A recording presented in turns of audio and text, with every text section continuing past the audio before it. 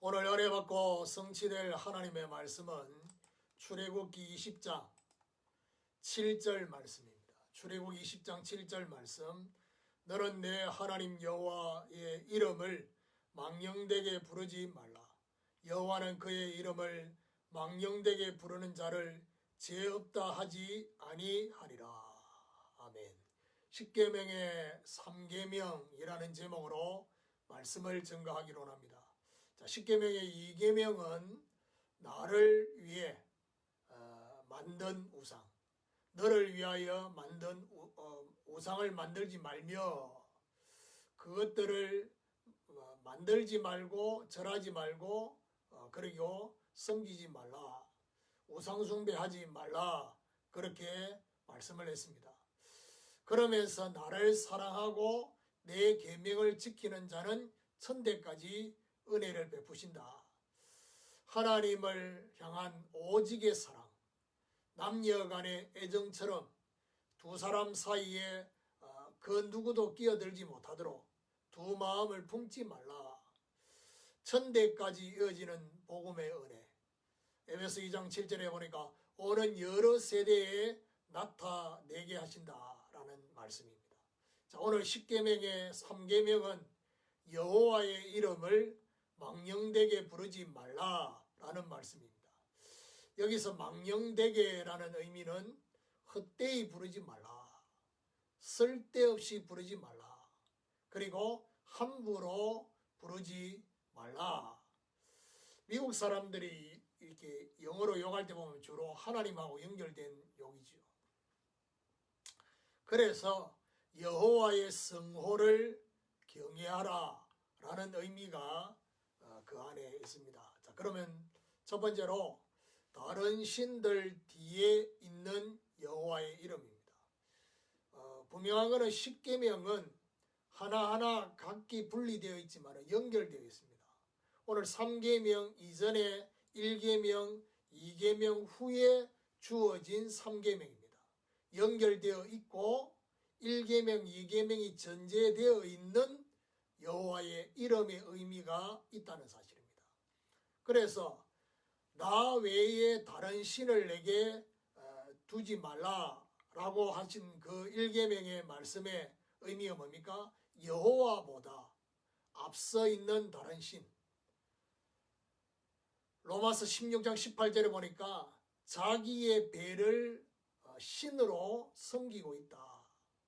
디모데후서 3장 1절에서 5절에 보니까 자기를 사랑하고 돈을 사랑하고 쾌락을 사랑하는 다른 사랑을 하고 있는 것입니다.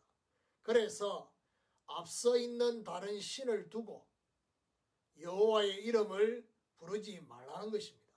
이걸 보면 뭐냐? 헛되다는 것입니다. 여기서 우리는 뭘 생각할 수 있습니까? 하나님이 저와 여러분의 삶에, 인생에 순위로 말하면 어떻게 되어 있느냐? 3순위가 되어 있다. 3순위가 되어 있다 말하면 무슨 말이죠? 1순위는 내가 하고 싶은 것이 1순위고요. 2순위는 내가 해야 하는 것이 2순위고요. 3순위는 그 다음에 하나님을 위한 것입니다. 우리에게 주어진 시간, 물질, 에너지가 결국 3순위로 밀려남아야 되느냐? 제대로 할 수 없습니다. 그러니까 정말 그런 의미가 그 안에 있습니다. 그래서 우선순위 싸움에 승리해야 된다. 먼저 할 것이 온전히 회복이 되어야 됩니다. 마태복음 6장 25절에서 33절에 정말 먼저 그의 나라와 그의 의를 구하라 라고 말씀했죠. 우선순위에 대한 싸움. 자, 두 번째로 여호와의 이름을 망령되게 읽지 마라 말은 우상 숭배를 위한 여호와의 이름입니다. 그게 바로 2계명이지요. 2계명과 연결된 거죠. 자기를 위한 우상의 성취. 이것을 위해서 여호와의 이름을 부르지 말라는 것입니다. 이걸 보면 하냐? 쓸데없다는 것입니다. 하나님보다 더 사랑하고 하나님보다 더 의지하는 우상의 성취. 이걸 위해서 여호와의 이름을 부르지 말라. 자신의 동기와 목적을 위해서 여호와의 이름을 이용하지 말라는 의미가 있습니다. 결국 여기서 우리는 뭘 발견할 수 있습니까? 하나님을 부르고 찾기는 찾는데 하나님이 도구가 되어 있습니다. 자신의 기복을 위해서 도구가 되어버린 하나님. 그래서 여기서 우리는 어떤 싸움의 승리가 일어나야 되느냐? 목적 회복의 싸움의 승리가 있어야 됩니다. 목적 회복이라 말은 도구와 목적이 지금 바뀐 거죠. 이사야 43장 21절에 보니까 이 백성은 내가 나를 위하여 지었나니 나의 찬송을 부르게 하려 함이라 했습니다. 하나님의 영광을 찬송하려는 목적을 회복해야 할 것입니다. 자, 그 다음에 세 번째, 어떤 이름이냐? 거짓 맹세를 위한 여호와의 이름. 거짓 맹세는 결국 뭘 말합니까? 지킬 마음이 전혀 없이 그냥 하나님의 이름으로 맹세하는 것입니다. 이걸 뭐라 하느냐? 함부로 하지 말라는 것입니다. 거짓 맹세를 위해서 여호와의 이름을 부르지 말라.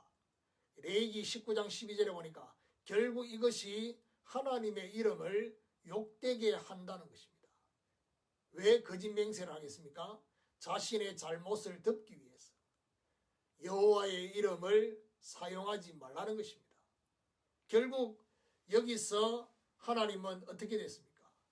자, 1계명을 가지고 적용했을 때는 하나님이 3순위가 되어 있고 2계명을 가지고 적용해 보면 하나님이 도구가 되어 있고 오늘 거짓 맹세와 관계된 이 부분과 연결되면 하나님은 어떤 하나님이 되냐? 수습자가 된 하나님이 자신의 문제를 해결하기 위해 수습자가 되어버린 하나님.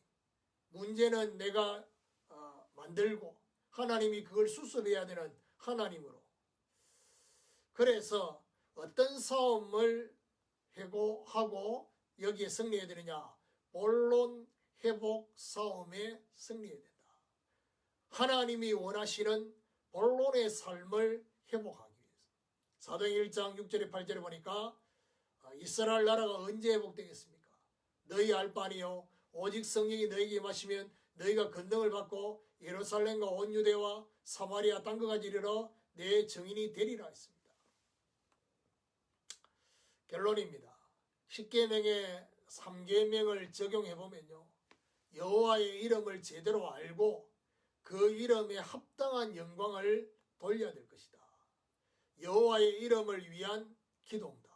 시편 23편 3절에 자기 이름을 위하여 의의 길로 우리를 인도하신다.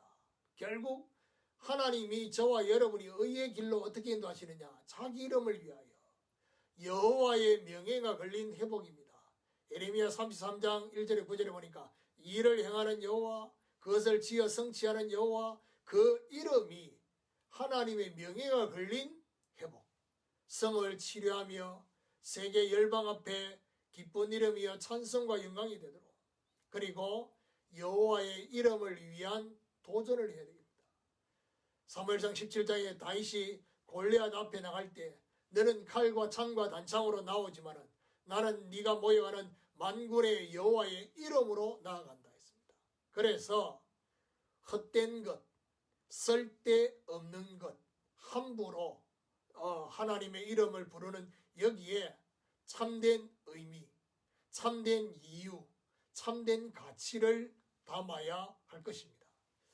이사야 62장 6절에 10절에 성벽 위에 파수꾼처럼 결국 여호와께서 찬송을 받기까지 파수꾼의 사명을 감당하는 것처럼 이런 하나님의 역사가 저와 여러분에게 임하게 되기를 예수 그리스도 이름으로 축원합니다.